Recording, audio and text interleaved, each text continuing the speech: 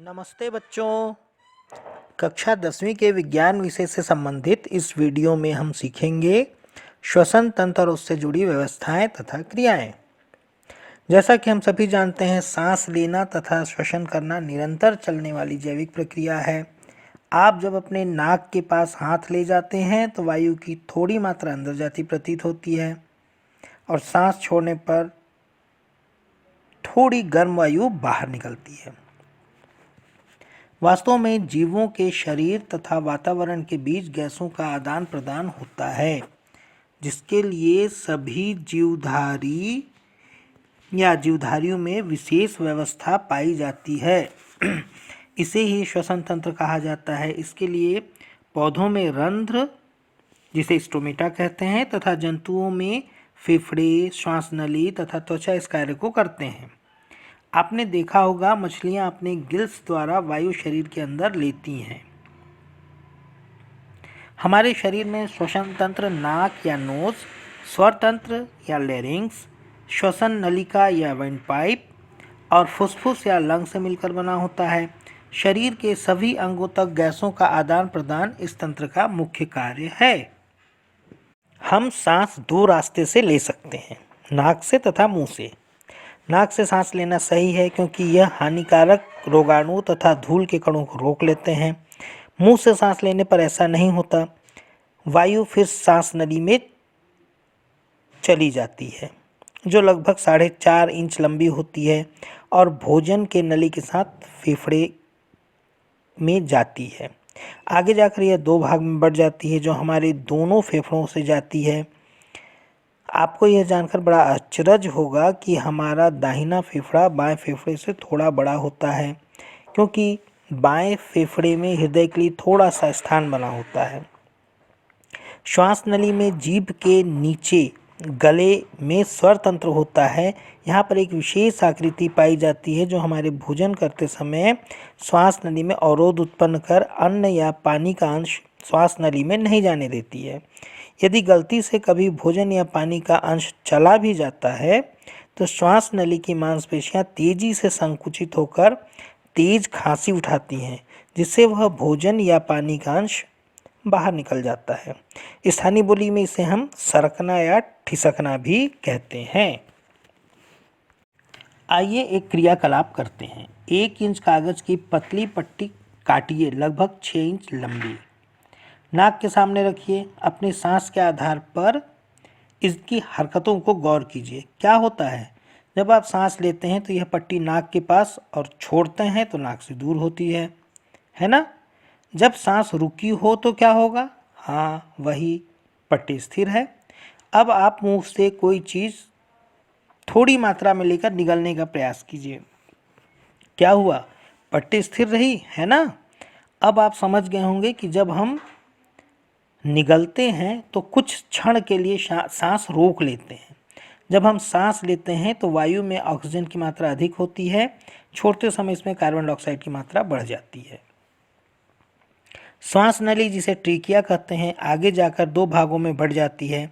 इसे ब्रोंकाई कहते हैं। यह ब्रोंकाई फेफड़े में और छोटे छोटे शाखाओं में बढ़ जाती है, फिर जिसे हम ब्रोंक्यूल्स कहते हैं। ये ब्रोंक्यूल्स एक छोटी कोशिका में खुलते हैं, जिसे एयर सेल, कुपिकाएं या एल्वियोलाई कहते हैं।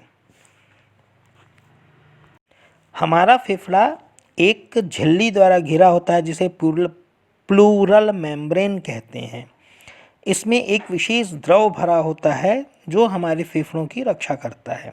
यदि फेफड़े को सतह पर फैलाया जाए, जो मुड़ी तुड़ी संरचना है, उसे अगर फैला दिया जाए तो इसका क्षेत्रफल लगभग 100 वर्ग मीटर तक हो सकता है।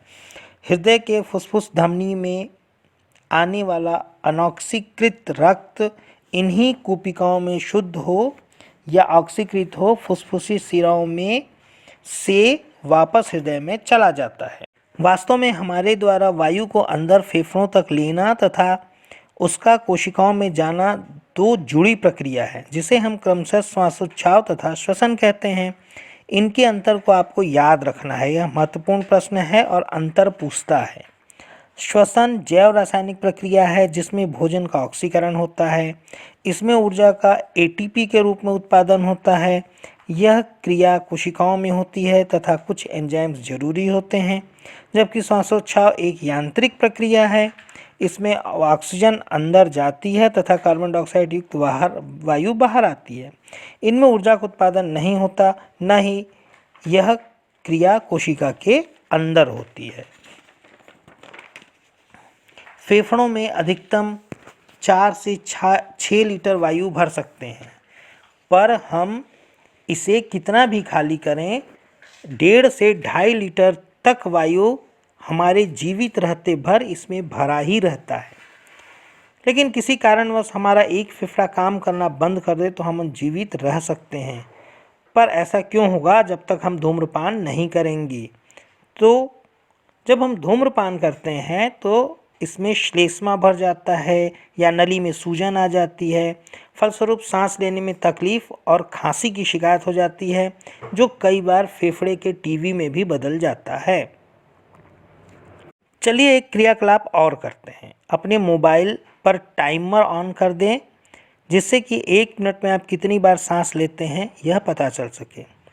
यह लगभग 15 से 20 प्रति मिनट समान विश्राम अवस्था में होती है। यदि आप कठिन परिश्रम करते हैं तो यह 20 से 25 गुना तक बढ़ जाता है, जैसा कि आपके दौड़ने के समय होता है। सांस लेने के एक चक्र में लगभग 500 मिलीलीटर वायु का हम लेते हैं और छोड़ते हैं। इस 24 घंटे में हम लगभग 1500 लीटर वायु अंदर लेते हैं।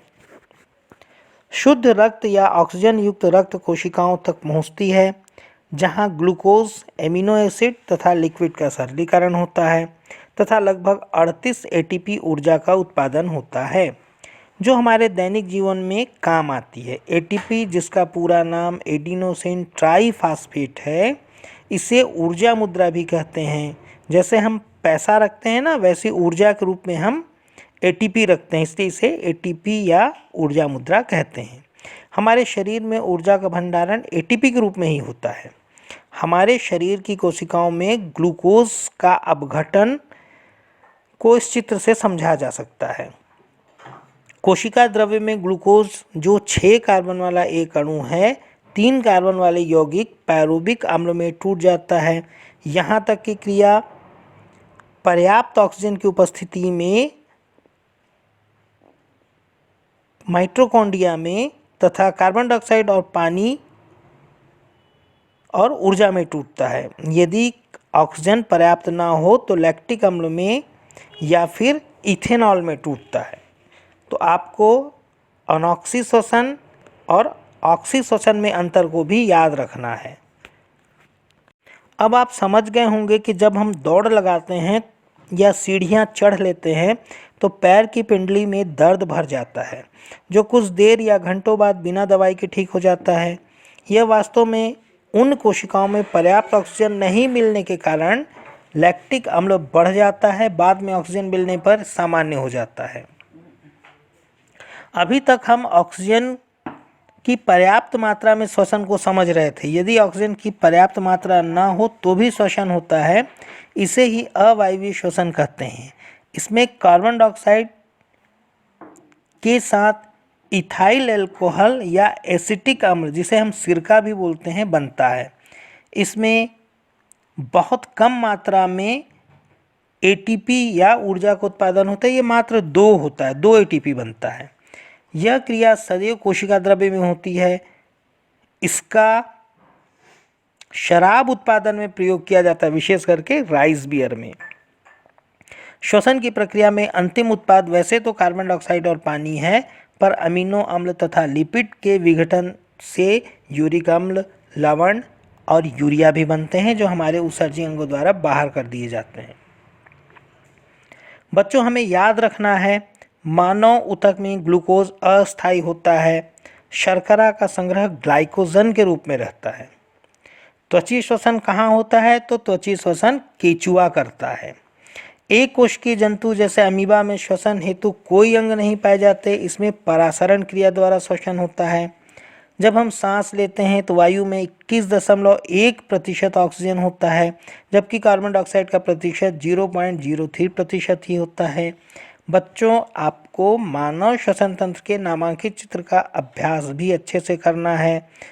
तो छत्तीसगढ़ बोर्ड में 4 नंबर का प्रश्न होता है ये, तथा साथ ही अवायवीय और वायवीय श्वसन के अंतर को भी समझकर याद करना है। कुछ महत्वपूर्ण समीकरण पुनः लिख रहा हूँ, इसे भी जरूर अभ्यास कर लीजिएगा। शेष शुभ। आपको वीडियो कैसा लगा? कुछ सुधार या परिवर्तन की बात हो तो ज़रूर कमेंट कर बताइएगा। फिर मिलेंगे नए वीडियो में। नमस्कार।